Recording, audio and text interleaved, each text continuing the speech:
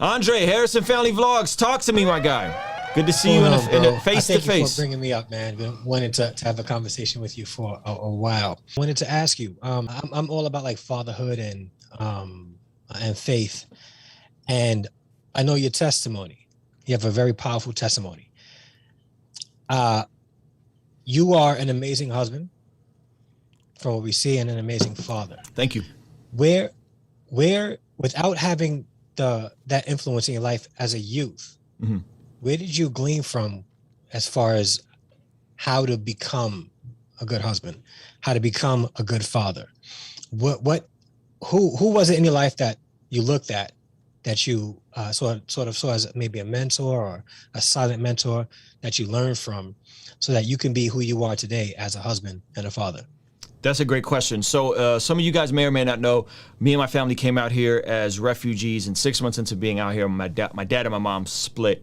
And so I grew up without my dad. We're in a much better space now. I get along with my dad. He's awesome. So I didn't have my father in my life. And so that's always been a challenge, as it is for most folks that grow up without a father. I mean, they say most crime, most sexual promiscuity, most deviant behavior could be directly connected to someone who doesn't have a dad. And that was me. All of it combined. Crime, deviant behavior, breaking into houses, just mischievous and sinful. So what happened was, it was honestly, Andre, it was honestly the gospel taking root. And as the gospel took root through a local church community, there became surrogate fathers to me. There became heroes in the faith to me. There became mentors and people that came alongside of me that maybe they didn't have it all together and they didn't have it right, but they could at least kind of point me to where the ladder was at. So somebody may not be the perfect father themselves, but at least they could point me to where a great book like 5 Love Languages, which completely transformed my marriage, like reading that one book alone changed everything, right?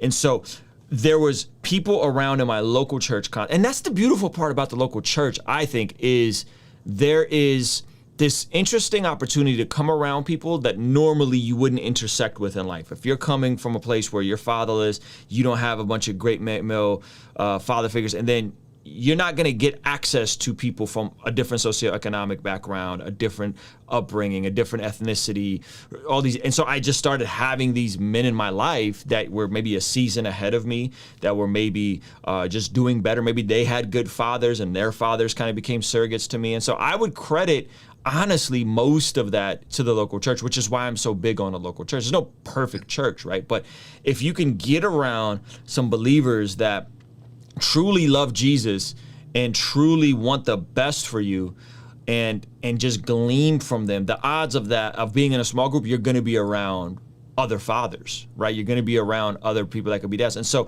there was a couple people that there was a lot. There's a gentleman that I'm still friends with till this day named Eugene Albert III. That was like a father to me. He was in my small group, and me and Eugene we still play basketball occasionally. Eugene's an amazing communicator. He's in his 50s now.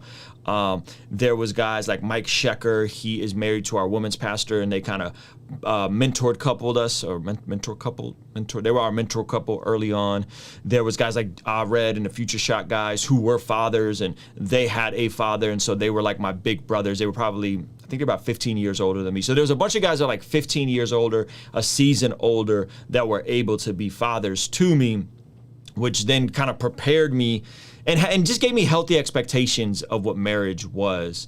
And so I've always loved around being older gentlemen. I probably naturally glean and lean into those conversations, because I know that somebody may not be, quote unquote, smarter or talented, but if they've lived life longer than you, they have way more to offer than like book smarts, you know, like, and I just read this week. I don't know if you're familiar with like the different words of knowledge in the original Hebrew, but there's different like informational knowledge, but then there's like wisdom knowledge, which is Proverbs. Like Proverbs is like wisdom knowledge, and wisdom knowledge is more about having a skill or a craft. It's more like creative implementation of something. So like the artists, the painters, the musicians, it's a different knowledge than like, I read a article on WebMD, and now I self-diagnose myself, right? Like it's a different kind of knowledge. And so that wisdom is what I wanted. And God just always kept sending people. Even before I was saved, he would always send fathers my way that just kind of filled that void. And so, yeah, that I would say that's it.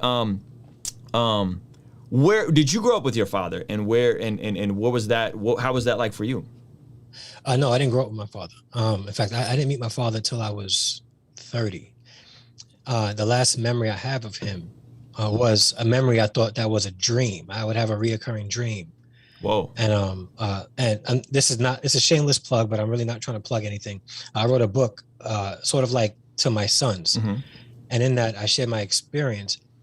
And when my father read the book, he told me that that dream was exactly what happened the last day he saw us. Whoa. That just gave me goosebumps, man. Wow. Yeah. Yeah. So I had to be about maybe 2.5, 3 years old at that time. And from that point on, I didn't know who my father was. But thankfully I had, good men in my life. My uncle, at the time, none of them were Christian, but my uncle, my older cousins, I call them my older cousins because they were my mother's cousins, but they sort of looked out for me. But you know what? The problem was that I didn't have them constantly there. So I would still look for other men to sort of look up to. And you know what was crazy is the ones that was accessible were the ones doing toxic things that I started to like look at and say, you know what, that's got to be what men do. And my uncle was the one who was like, that's not what we do. Wow. And really, again, he couldn't be there all the time. Yeah. But no, I didn't know my father growing up. And that's one thing I didn't want to have my kids go through. Yeah. Like, you ever seen that meme of a guy who is a businessman and the guy who was a drunk? And they asked him, how did you guys get like this? One said, my father was a drunk. The other said, my father was a drunk.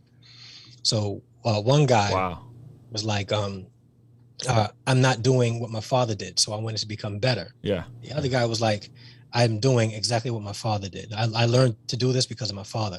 And what I didn't want is to be like him and not be there for my kids.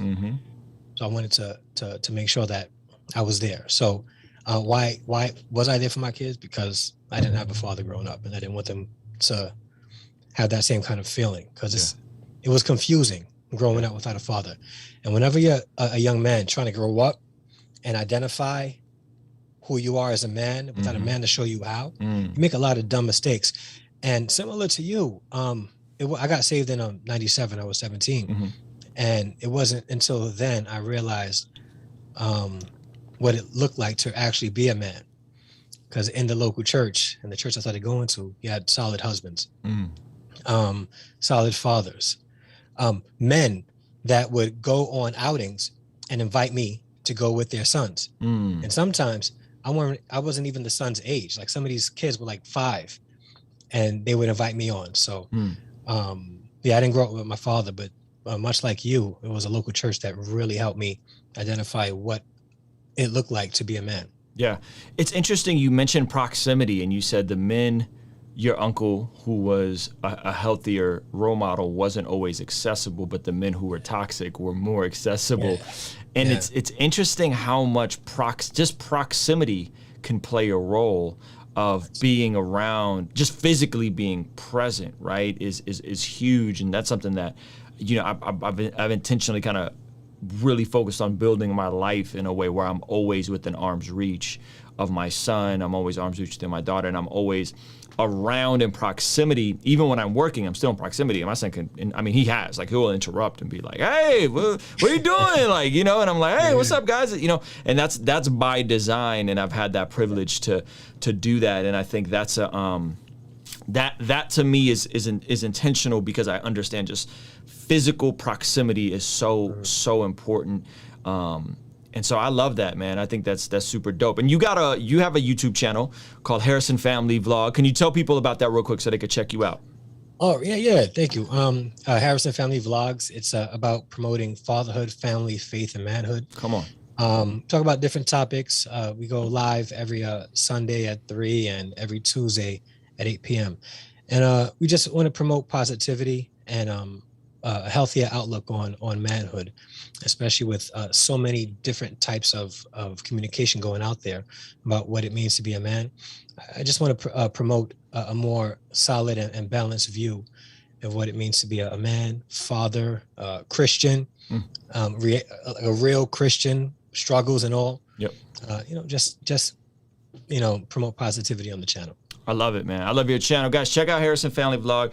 Really dope channel. And we got to have you back on and do something longer at some point, man, because I want to hear more of your story. I'm with it. All right, guys. Kingstream Entertainment. Ruslan. Hey, thank you so much for making it till the end of this video. Remember to hit that like button and make sure you're subscribed. I wanted to tell you about a free upcoming course I am putting together at mastermyhabits.com. When you sign up right now, you'll be the first to be notified about the course. And in the meantime, you'll immediately get access to a playlist going over my journey on how I went from addiction to freedom forming habits. So make sure to hit that link in the description. I'll see you on the next video.